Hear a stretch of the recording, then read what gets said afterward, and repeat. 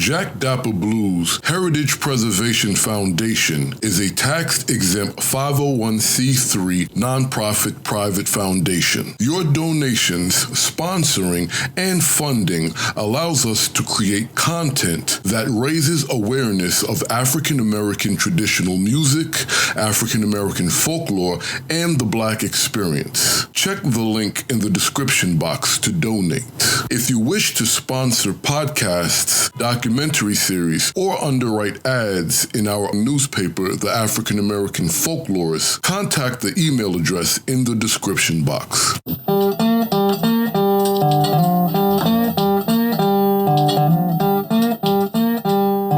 What's happening? What's happening? What's happening, blues people? Yet another episode of Jack Dappa Blues podcast, where we celebrate, raise awareness, and edify on our traditional music, our heritage, our culture, vernacular, and everything that comes along with it. We're in June, Black History, Black Music History and Black Music Month, or as I like to say, the History of Black Music Month. And I'm speaking to Mr. Corey Washington about a very, to me, what can be considered as a very unique and important book, especially when it comes to the blues people. A lot of people let me rephrase that. In my perspective, a lot of people miscategorize Jimi Hendrix, and they place him where they would like him to go or where they think he should go. And a lot of people don't remember where he started from, nor do they remember who he actually was. I just want to read this little excerpt, and then we're going to get to this interview with Corey Washington, the writer of Jimi Hendrix Black Legacy, A Dream Deferred, which is a culmination of a 2-decade journey of the author, who I'm speaking with today, Corey Washington's exploration of Jimi Hendrix's complex and misunderstood relationship and impact on the Black community. Jimi's life has been featured in numerous biographies over the years, but very little has been properly documented when it comes to his influence on people of color. Hendrix was often seen by many to have transcended race, which is, and I agree, a slap in the face to his deep cultural roots concerning not only his Black musical traditions, but simply growing up as a Black person in the 40s and in the 60s. And this is why this conversation in this book is so important to me, especially with, what's that phrase that goes around? No white, no Black, just blues. Mr. Washington, how are you today? I'm doing pretty good, Lamont. How about yourself? As you can see, I'm on fire. I'm ready to hear what you got to say. Oh, okay. I mean, we're right directly smack. I don't want to say in the middle, and we're not at the tail end, but we're at a cooling point of a pandemic and a national civil unrest that has to do with race relations. What better setup for this conversation? Exactly. You said the words perfectly. I didn't set out, to write this book in the midst of this, but I certainly felt this book was definitely needed because of what I've read on Jimi in the past and what I've seen, and so it just felt right to me. So let's start right there. What was it that you witnessed, saw, read, or received about and on Jimi that separated your perspective from everything else that we've been somewhat given on him?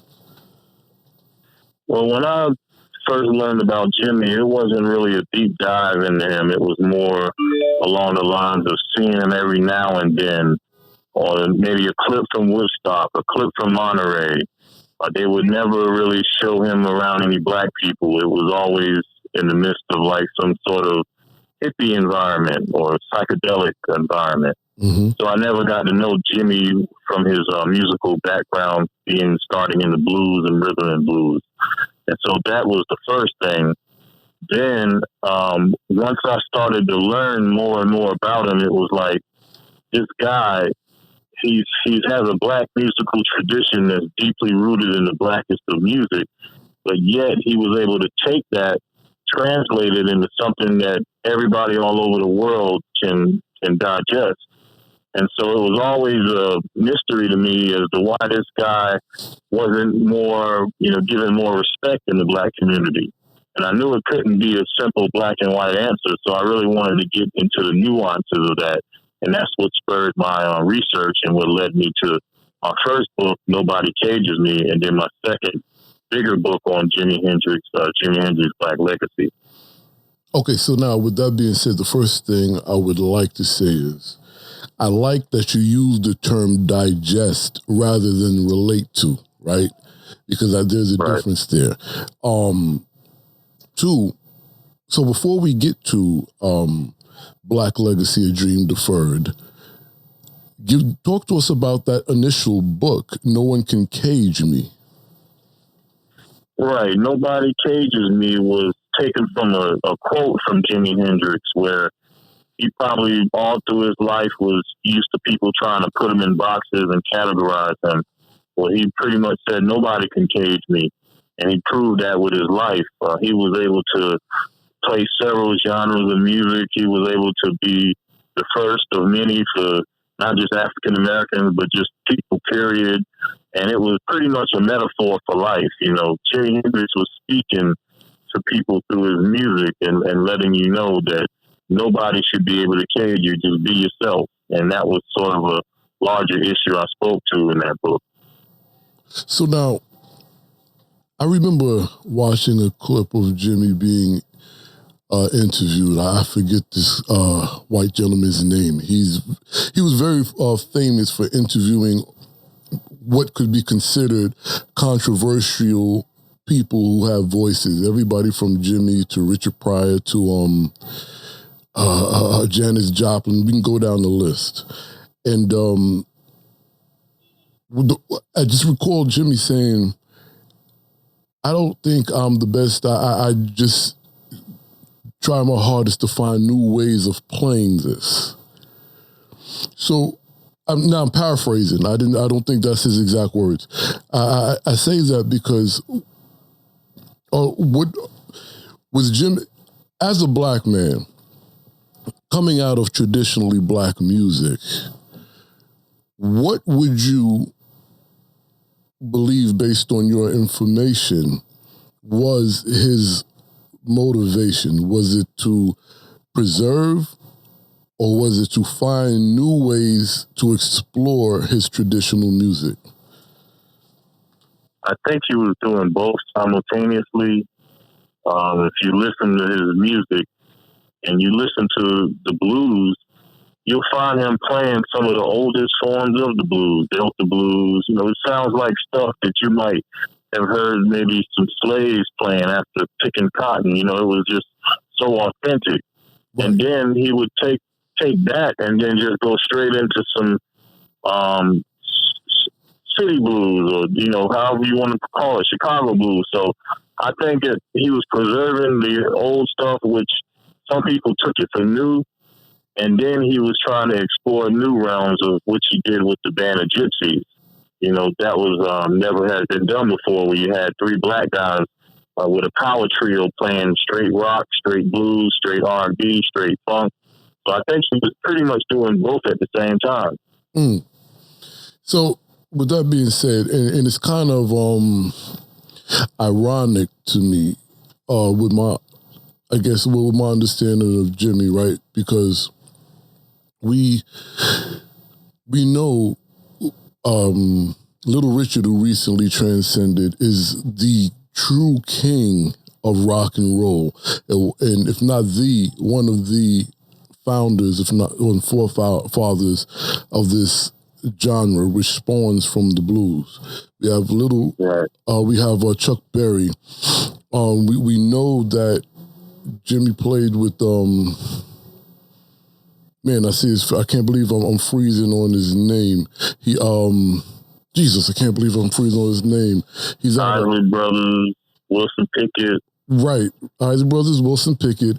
Who's the he's in Chicago right now, man. I can't believe I'm freezing on his name. He's like one of the last of the Mohicans of the old bluesmen. And I see his face and I can't believe I'm freezing on his name. Buddy Guy. But thank you. Thank you. Right. So we have all, I should know that, right? We have all these great Black musicians that come out of the tradition that through their exploration, we could say forefathered or spearheaded what's become known as at that time new genres that were Black, African American, melanated, however you want to word it. How did Jimmy fall into a category of playing, quote unquote, and I'm air quoting now, white music or being a player for white audiences when he's always played Black music? Does that make sense, that question? Yeah, that kind of makes sense because when you think about it, a lot of people kind of try to figure out how the blues sort of got shifted from being an all-Black art form to when you go to the concerts now, you very, very rarely see many of us. Right. And so some people try to say that we don't appreciate our music as Black people, and other people came in and swooped in and they appreciate it. That's probably the simple answer. But I've kind of debated that myself. Why is it that you very rarely hear complex guitar playing? We got funkadelic parliament, things like that, but it's like they want to try to keep that away from the masses of Black people. And so I don't know. I think there's something more to that maybe something even more sinister, No, I definitely agree. Let me ask this question before we go into an excerpt of chapter 11, which I have sitting here. Muddy Waters, B.B. King, quite a few of our legendary bluesmen spoke about, and Son House, who's my favorite, by the way, how it went from having a room audience full of Black people to a room audience full of white people, right? And understanding that this white audience is paying their bills for what it's worth. Again, I'm paraphrasing. Jimmy being more of a revolutionary than people think, how did he receive what could easily be said that how his people kind of turned their back on him as an artist? Does that make sense? Yeah, I think that he sort of was addressing this more strongly before he died. If you remember, he had a concert, I think, in September 5th, 1969, that was in Harlem. And if you look at the pictures, most of the crowd was Black. I've spoken to people that attended that concert, as well as Tahar Darlene, who was one of the organizers behind that, one of the ghetto fighters. And he was saying that this was very important to Jimmy. He wanted to do something free for the Harlemites and make sure that the people knew that, he was reaching out to them. And so, that's just one of the things he did. And of course, with the Band of Gypsies, that's where you started to see more Black people gravitate toward his music.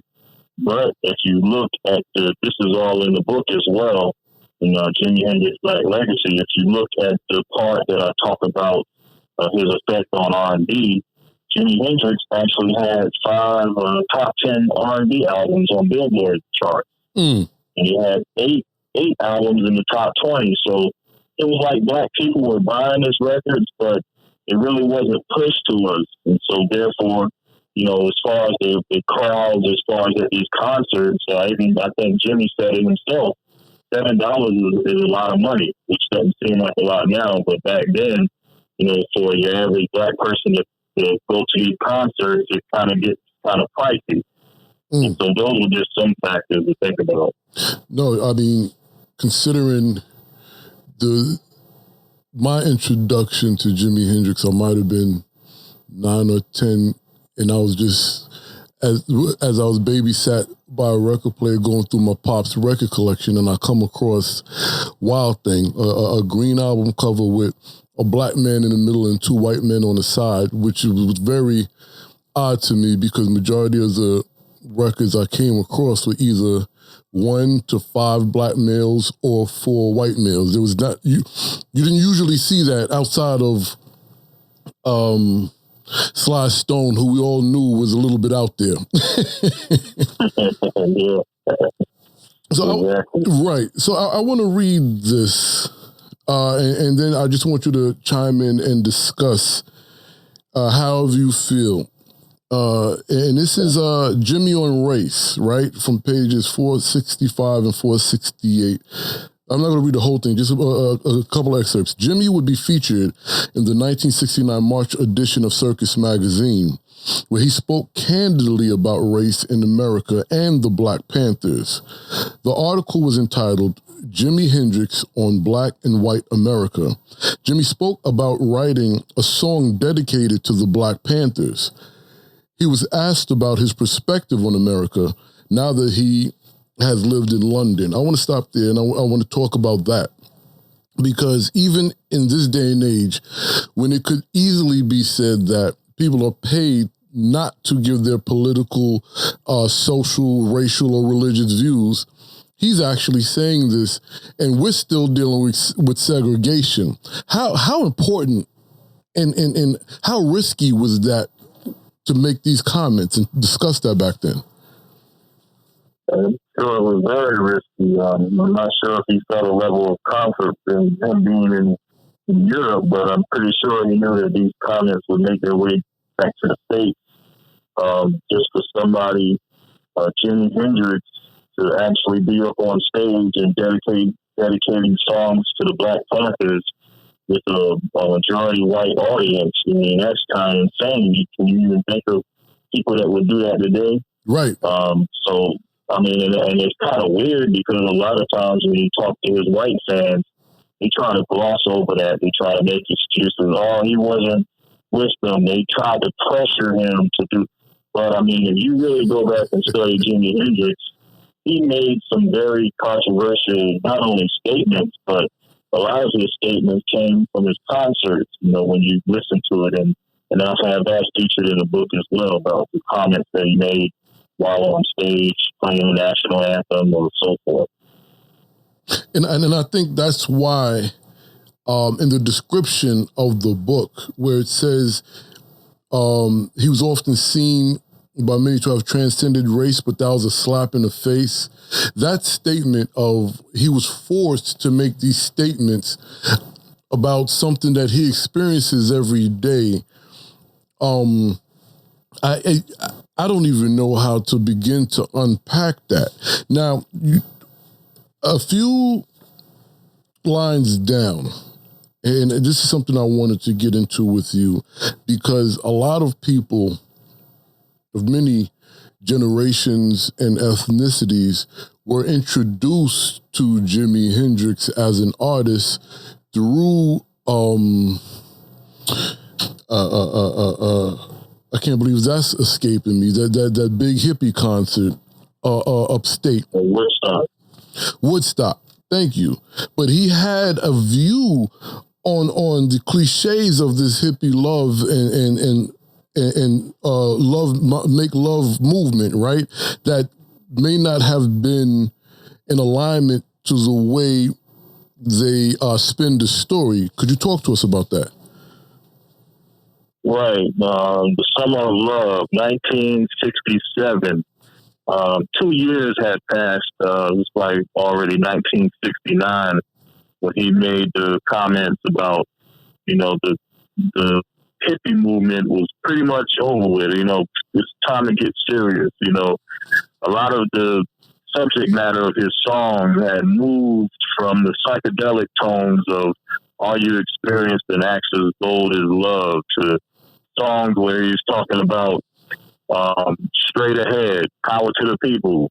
You know, those are the type of things that he was talking about, you know, at that point.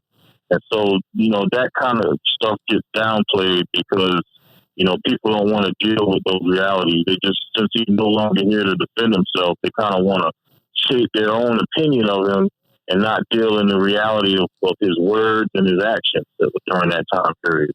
Mm.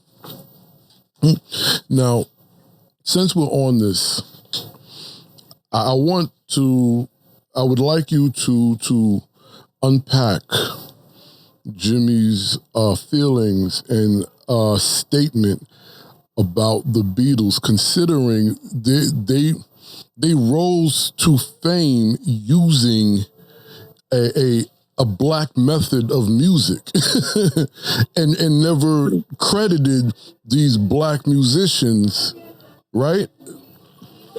Right. Definitely. He probably had admiration for a lot of the people over there in Europe and so forth, but as far as these people, being over him or some sort of superior way to him, I'm pretty sure he knew that he had the real deal, the real authentic blues, the real authentic traditions from the Chitlin circuit. And so that's why he was a threat to a lot of those people over there in Europe. And that's why he excelled above them. And it's kind of weird that after he died, you start to see all of these guitarists over there all of a sudden pick their game up because they no longer had Mr. Hendrix to compete with, or to, people say that you're copying him because he was no longer there. And so I thought that was a very interesting dynamic. I agree with you, because as you were saying that, one person came to my mind who I'm definitely not a fan of, and that's Eric Clapton. Right. He said a lot of racist stuff himself, Exactly. And, so I'm happy you said that. That's a great segue, considering the time we're in. And I see a lot of discussions, a couple of them from a very great white fellow named Rick, and then some young and middle-aged blues musicians. How can you like the blues but ignore racism? We're talking about Jimmy playing in a time, again, that was still segregated. Like I say this all the time. One of my favorite movies is Remember the Titans, right? And this takes place with Denzel Washington. I'm not sure if you're familiar with this or not. It takes place in 1974. And it's about this town that was racially divided, segregated, and all of this. And this football team in this town brought the entire town together because they kind of broke the racial barriers. And that's not so long ago. And that's after Jimmy died, right? How? So how? What? You mentioned a lot, or at least in the book, in the document that I'm reading, the use of Black power at a time where they were trying to fit him in the white market. How did that affect money? How did that affect a group of people who wanted the music but didn't want to know the truth about how the people the music came from was being dealt with? Right. It's almost like athletes, the people that are racist having favorite athletes that are Black, favorite entertainers. I think there was a famous scene in Spike Lee's movie, Do the Right Thing, where the guy was racist and he was like, my favorite artist is Prince. That's so right. Here it is, he's saying the N-word and this and that and being racist. So I think a lot of times they try to divorce these Black entertainers, whether it be musicians or athletes, from their Blackness. And some kind of way they were able to do that with Jimmy, but they are able to do it now because he's not here to defend himself. And a lot of the people that they have speaking for him are not Black, they're white.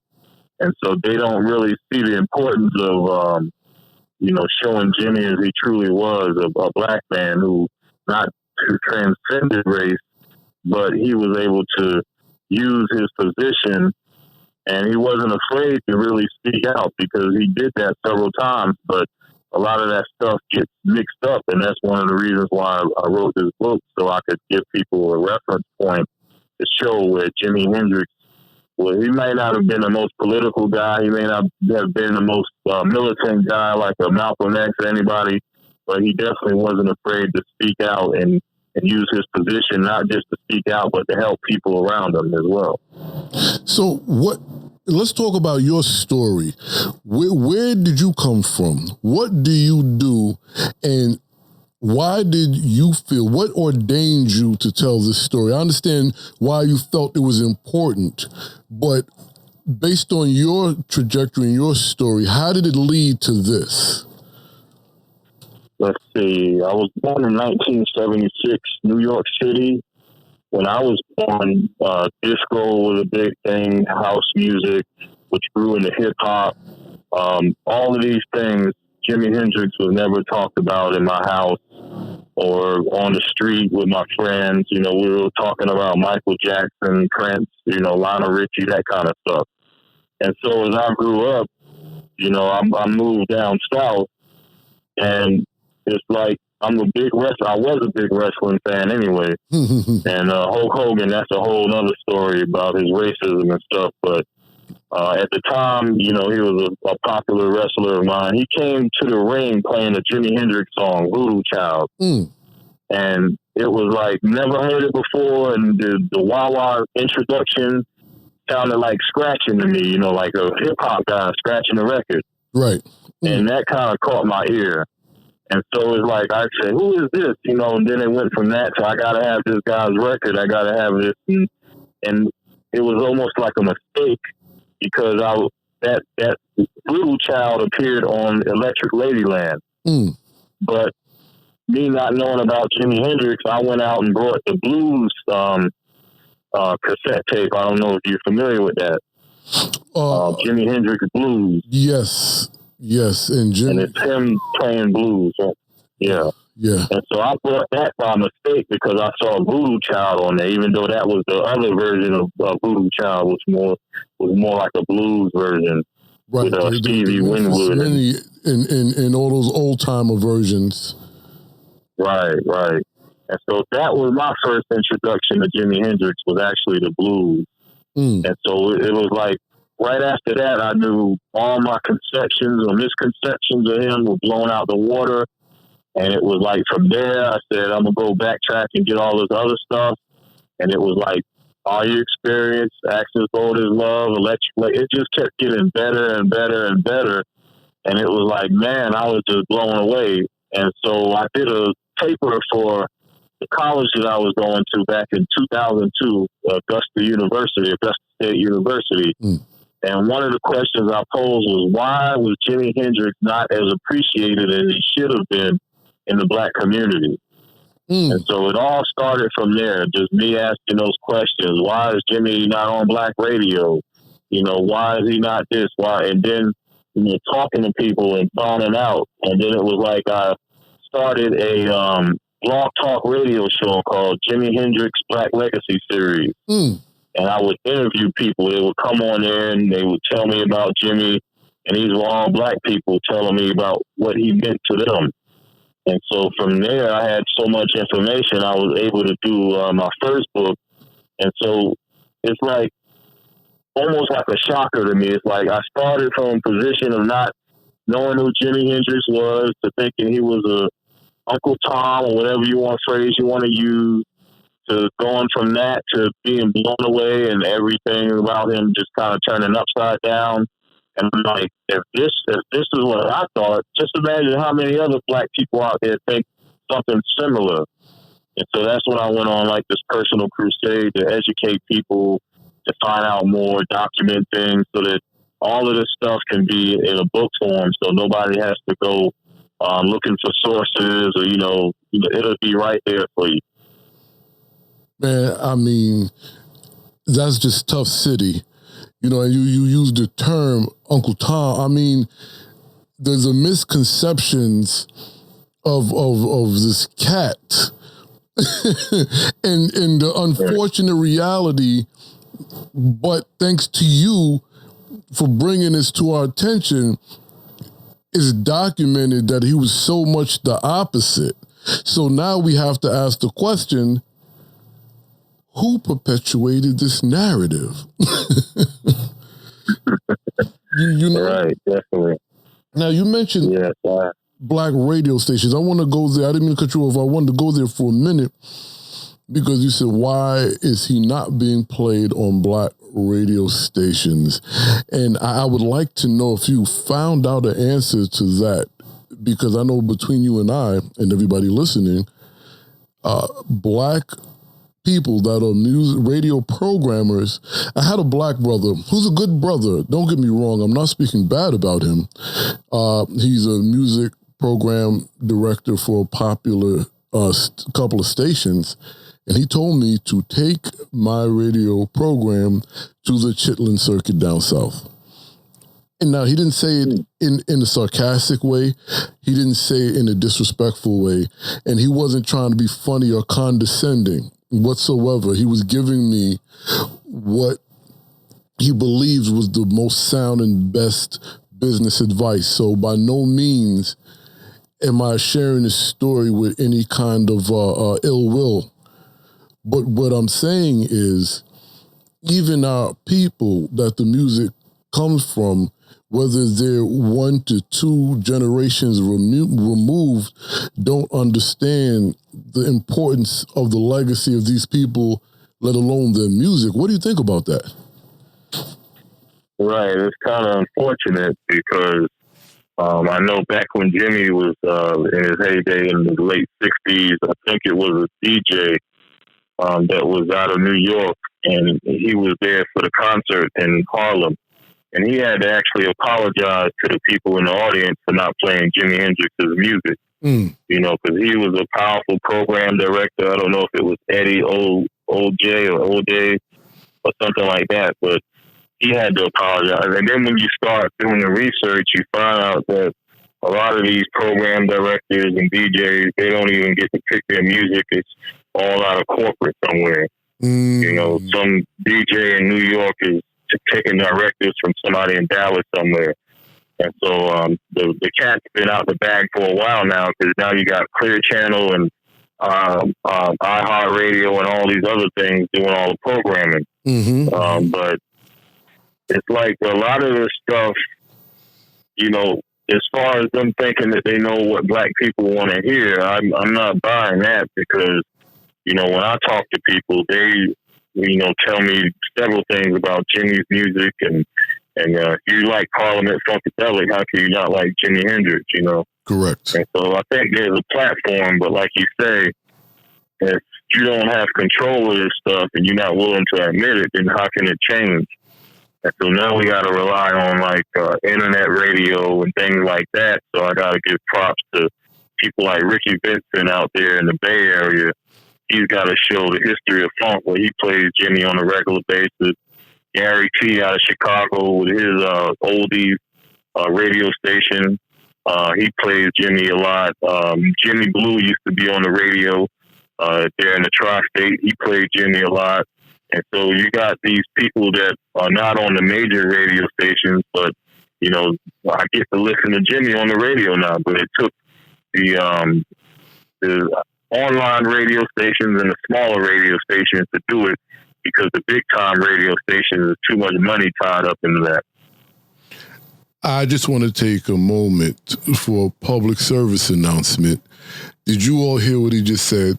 So when Jack Dappa Blues, which is a 501c3 public media platform, is raising funds to be on the air, this is why, so you can get that goody real stuff. I just had to take that moment for a shameless plug. I don't blame you. Now, wait, before I ask, I really want to ask you this, but all right, so A Dream Deferred, did you use that in the title as a play off of Langston Hughes' poem? Yes, definitely. It wasn't meant to be as forceful as he used it, which was very serious. What happens to a dream deferred? You keep putting something off. It's just like what we're seeing now. You keep telling black people, "Oh yeah, we think you're equal. We think all lives matter. We think this and that," but it never happens. It's like people are gonna get forceful about it. That's right. And so that's what happens to a dream when it's deferred. People start demanding, but they forget about demanding change. They just start taking it. That's right. But this situation, I put a dream deferred because Jimmy's dream was to not just have white fans, but he wanted black fans and all fans of color. He was trying to get there, but it kind of didn't get there. And that was just my take on that. I see things starting to move in a certain direction. To him, his dream being deferred. He didn't get it when he was here, but now, I have a section in my book that talks about hip hop. And you see all the times that Jimmy is mentioned in these hip hop songs, all the black people that did covers of his songs, and all of these things. He probably would have never imagined all of that. That's but, true. I'm right. And then it's like, just to close out, I got involved with the R&B Hall of Fame, a guy named Lamont Robinson. I was reading an article on Jimi Hendrix from CNN called Jimi Hendrix Invisible Legacy or something like that. And in this article, it mentioned that Jimi Hendrix had to be inducted into the R&B Hall of Fame. And that was in 2016. And when I saw that, man, my mind just flipped, and I wanted to get in contact with Lamont Robinson and find out how I can be involved. And so, long story short, I was able to be the liaison between the Jimi Hendrix estate and the R&B Hall of Fame. And I had it set up to where Jimi Hendrix was going to fly in and pick up his award for Jimi Hendrix estate. And it was a scheduling conflict. I don't know if it was because it was around Woodstock or something like that, but anyway, she couldn't make it, and I wound up reading a statement from her and accepting the award on behalf of the estate. Wow. And so, it's like Jimmy, for him to be accepted into the R&B Hall of Fame, and then in 2019, he was inducted a second time with his group, the Band of Gypsies, because they were so influential amongst the R&B musicians. So he's a two-time inductee into the R&B Hall of Fame. So that's kind of what I mean by a dream deferred, No, I definitely understand. So let me ask you, is this book, and this is part of your foreword, is this book divisive? Is it controversial? It shouldn't be. I don't think it is. But the ones that think it is controversial and divisive, they are the same ones that are saying all lives matter. They're the same ones that get offended when you talk about white privilege existing. It's just like they have their head in the sand. When they see the word black next to Jimi Hendrix, I've seen a lot of people try to question whether he's black or not. They'll say he was mixed with Native American or this and that. And it's just a ridiculous notion to think, when you see me, I might be mixed with something somewhere down the line, but I know I'm a black man. Correct. There's no question about it.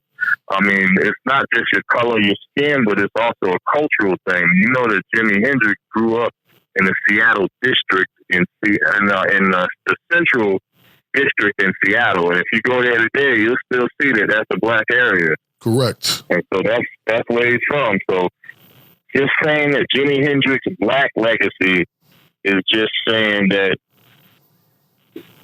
this needs to be talked about. It's not talked about enough. We need to consider, in order, it's almost like the argument, if you're going to talk about all lives matter without, mentioning or admitting that Black lives matter, then you can't say that all lives matter. That's right. So you can't talk about Jimi Hendrix's legacy without also mentioning his Black legacy. So what I'm trying to do is go back and fill in those pieces so that we can get a fuller picture of his total legacy. So do you think, based on what you just shared with us and how he's viewed as well as how what the attempt of portrayal is why he was inducted in the Rock and Roll Hall of Fame so early, considering the other black musicians? Probably so. I mean, he was inducted with the Jimi Hendrix Experience, which was him and two English men, Noel Redding and Mitch Mitchell. But they left out Billy Cox, a black man who replaced Noel Redding, who, when he came on, Jimmy's music got a lot funkier and appealed to black people more. And he was left out of the lurch like he didn't do anything. And most people agree that he was a better bass player for Jimmy, so it's like even with inducting him, it's like they're still making a slap in the face to his black tradition. You couldn't even put Billy Cox, one of his best friends, as a bassist in there with inducting him with the Jimi Hendrix Experience. That was kind of dirty there. That was very dirty. A couple of more questions. I share with us I want to say the mind state, but I hate asking people about the mind state of someone else, period, whether they're alive or dead. But the presentation of Jimi Hendrix playing the Star Spangled Banner, you mentioned it earlier, but what is your take on what he was trying to convey there? Well, it's like I just had an article printed in the Classic Rock magazine on how Jimi Hendrix turned the national anthem into a protest song. For those people that, can handle the truth, that's what he did. Because, he played the song, as he said, the way he heard it in the air. That's why you hear a lot of bombs going off. That's why you hear a lot of chaos and turmoil. And I think you even hear like some ambulances going down the street. I mean, this was 1969. This was in the midst of the, civil rights movement, things of that nature. They've had riots, back then. And so you can't really say that Jimmy wasn't in tune to what was going on around him, because the way when he played at some concerts, he said, "This is America." And then that's the way he played it. And so it was like, you could call it an indictment, but it was just reality. He wasn't really even trying to be controversial. It was like, this is just reality. This is how I see things in the state of what we are now.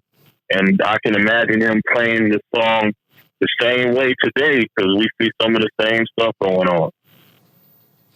So would it be fair to say,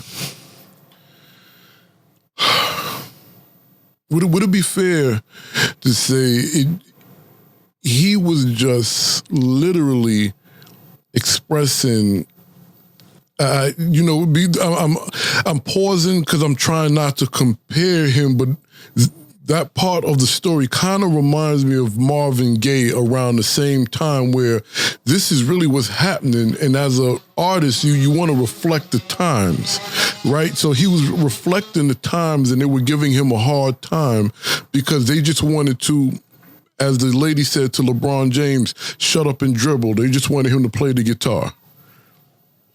Right. And I think he was on the Dick Cavett show. I think that's who you were alluding to earlier. Yes, the Dick Cavett show. And he got on there, and Dick Cavett was like, anytime you play the national anthem in some sort of unorthodox way, you usually get a lot of hate mail. And he was like baffled, because it was like, I thought it was beautiful. You might look at it that way, but this is how I look at it. I thought I was being honest and true to myself. And so that's what, a true artist is. They can't fake it. They have to be true. And so with Jimi Hendrix, like you said, I know this might be speculation, but a lot of the stuff he did got him on the list of the United States government for being surveilled. Right. So that's how powerful his music was. And Machine Gun was another song that he used as a protest. You could actually hear, people dying and screaming and all that turmoil going on. And it was an anti-war song. You know, he had sympathy for the soldiers, but he was like, these people on both sides, they're making you kill each other. You know, evil man. You know, and so he was always with his music getting deeper and deeper as he progressed, especially in 1969, 1970. I think those were his deepest periods. He had got all the other stuff out the way. 67, 68 was a masterpiece with Electric Ladyland. But by the time 69 and 70 got here, he was really starting to push the issue. And I think a lot of people in the higher ups in the government definitely didn't like that. Because he had a lot of people subscribing to his voice, correct? Right. I mean, he was pretty much the biggest star, you know, as far as concerts. I mean, just think about it. 1969, Woodstock. Right. You know, he was the headliner. Isle of Wight. That was like even more people than Woodstock. He was the headliner over in England. And then there was other pop festivals that he headlined. So when you add all these festivals up, you're talking multi-millions of people. And these are people that are turning out to see him in concert and buying his records and all that. And so, you know, imagine him getting all those people that he had, plus starting to pull in more black people. I mean, that would definitely been some power there. Absolutely. And, you know, let's kind of break this down real quick. I'm trying to remember. I don't think we addressed this the way I'm about to ask, because we know he came up under higher ranked black musicians as he did, you know, as he went through the tiers, right? Like every other musician, he played his position until he got to where he needed to be to go out on his own. And majority of those were black musicians who probably schooled him to the business, schooled him to social climate and everything else that they had to deal with in those even more tremulous times that they were before him, right? Right, definitely. So now with a brother like that, armed with this kind of information, was in the service, because he was in the military, and now he's at this, we could say the prime of his life musically and voice-wise, because he obviously knows what he wants to address. How is that for a black man of that caliber navigating, quote-unquote, a white world with white audiences? I'm pretty sure he had to do a lot of code switching. You can hear it in some of his interviews. Sometimes they would ask him this, and in his interviews, he was always very tongue-in-cheek. He was very elusive, you know, kind of like Prince. You know, you probably heard some of his interviews. Yes, sir. Jimmy was doing that first. And it's like, for him to get to that high of a position, to be, you know, intermingling with white women and then having to go in the deep south, you know, those were always kind of treacherous periods of time for him. So for him to do all of that and to just be so good at what he does, and it's almost kind of, you know, insulting in a way that, you know, if a black person has ever been around other white people and they say, you know what, I forgot you were black. You know, that I do know. That kind of rubs you the wrong way, because it's like, what you think I was? You know, he was that good, you know.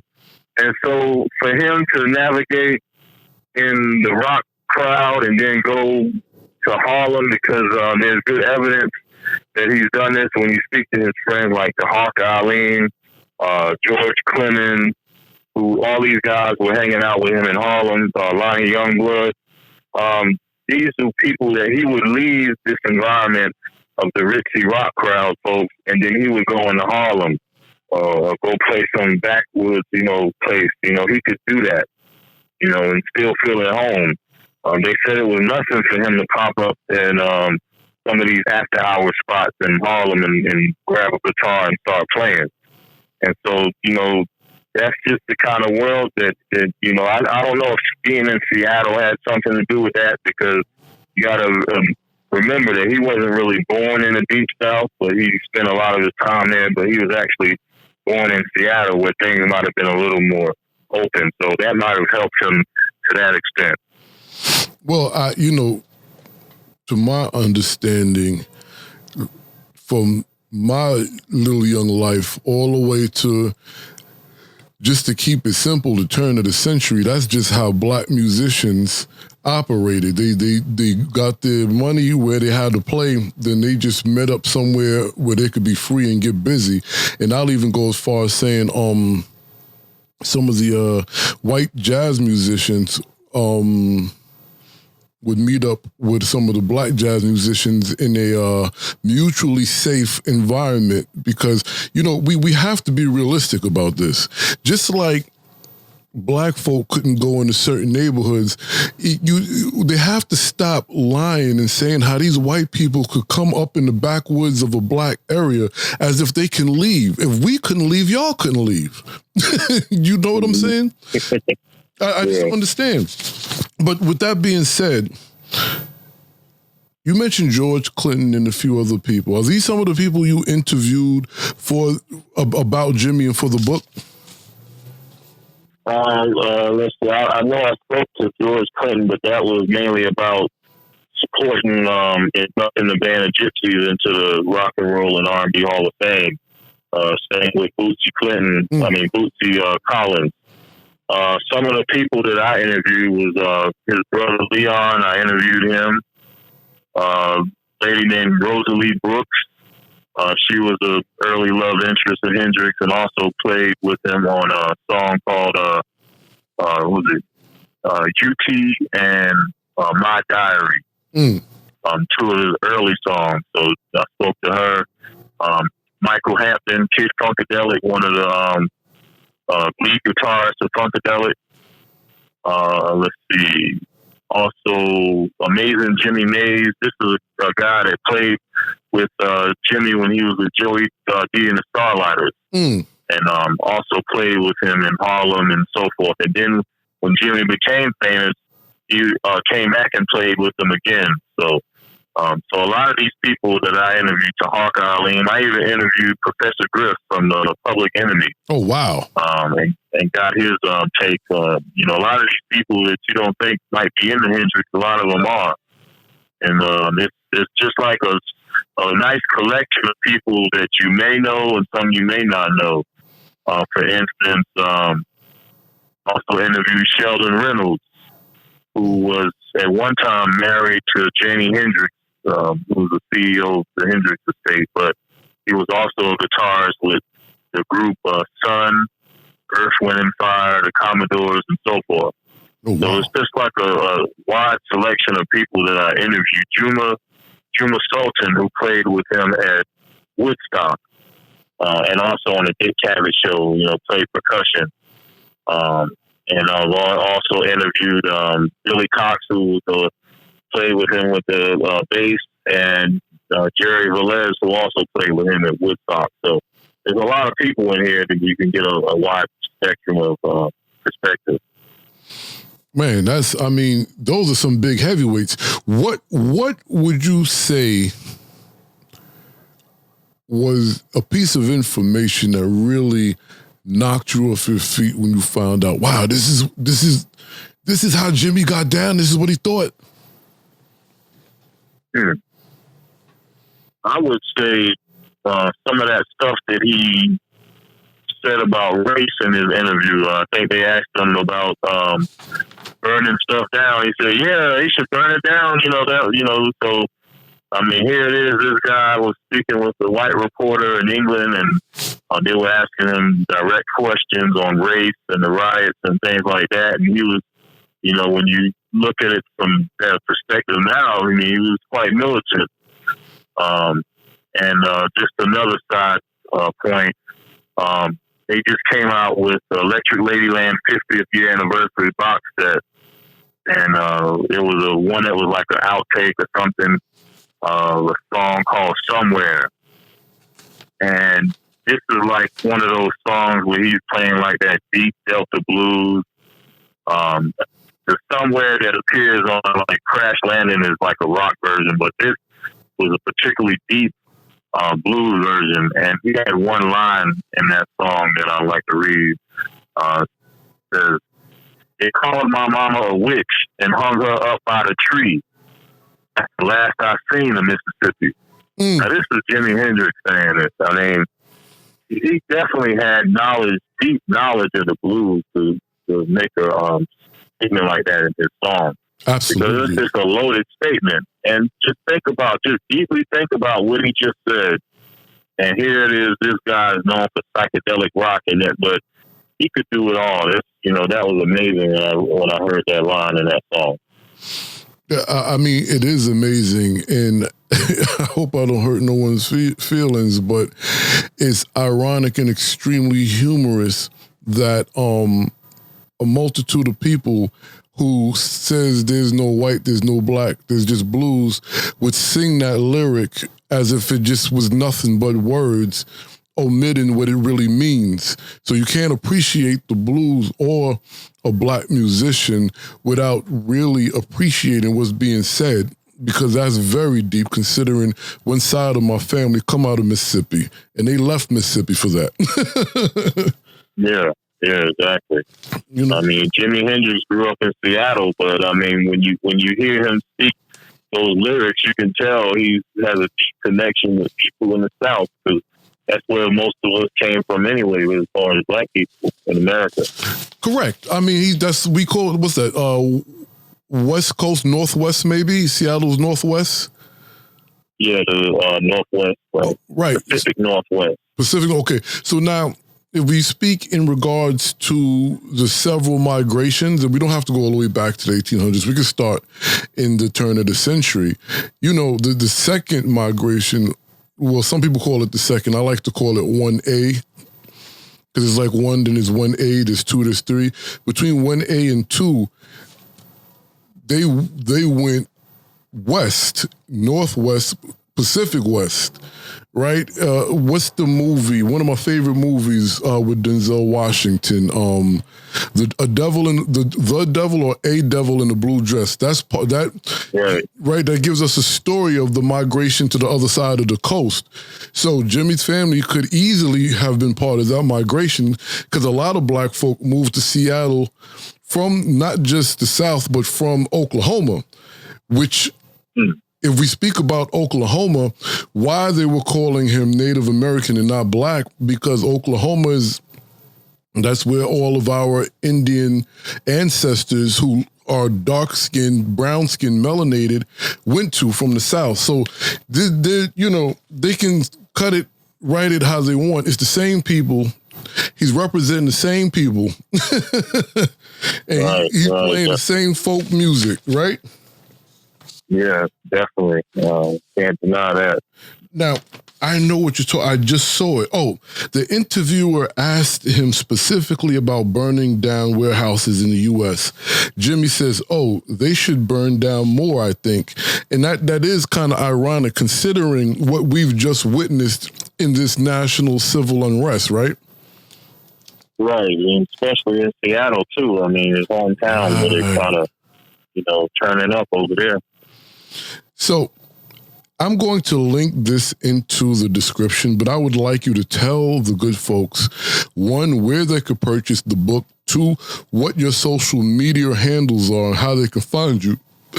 And are you doing any other lectures or anything that has to do with the book?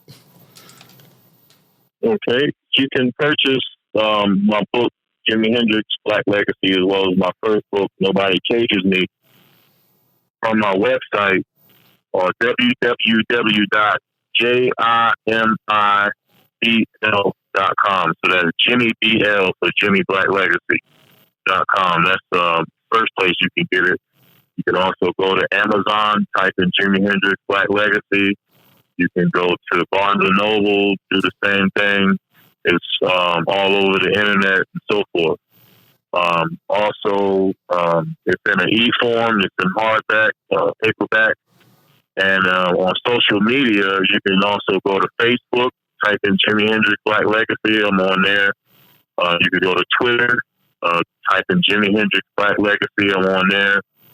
I'm not sure. I think I'm on Instagram, but those two places you can definitely keep up with what's going on. And as of right now, I'm trying to still line some things up, but I'm kind of deeply engrossed in a project that I'm working on in my hometown here in Augusta, Georgia, with the R&B Hall of Fame. We're trying to bring the R&B Hall of Fame here to Augusta, Georgia, the home of James Brown. And so that's a big project, and I believe we got a great shot. And if this happens, I'll have a big part in it, and I'll make sure that my main man, Jimi Hendrix, is well represented, as well as the band of Gypsies in there. So I'm hoping that it gets here, that way, we can make sure that we preserve his. I mean, the blues is definitely going to be in there because that started before R&B, so we got to have the blues in there. Absolutely. So this is going to be, right, it's going to be comprehensive, and it's going to be something that's desperately needed. It should have been an R&B Hall of Fame before a Rock Hall of Fame when you consider the history of the music. I mean, you get no rebuttals from me, but you and I both know how these things are set up. I do want to say, when you mentioned Augusta University, I wanted to go into James Brown so bad, but I was like, this is Jimmy's time. I'm happy you brought that up. Yeah. Then James Brown and Jimi Hendrix, I put them both together because I'm from Augusta, PA. So. Yeah, bro. I mean, we're talking about some brothers who, regardless, because James Brown was a wild dude, but he definitely rose the bar in so many aspects of black life, black business, traditional black music. Same thing as Jimmy. I would really like, when you get this next project either off the ground or solidified, please come back on the show so we could talk about that. Sure, definitely will. I'll keep you updated. Thank you. Mr. Washington, it was definitely a pleasure talking to you about this book, about Jimmy, and about the social, racial, and traditional impact he's had on what I like to call the blues people. Definitely. Thanks a lot, Lamont. Thanks for having me on Jack Dappa Blues. You certainly asked some very poignant questions, and I think the people listening will definitely get a lot out of it.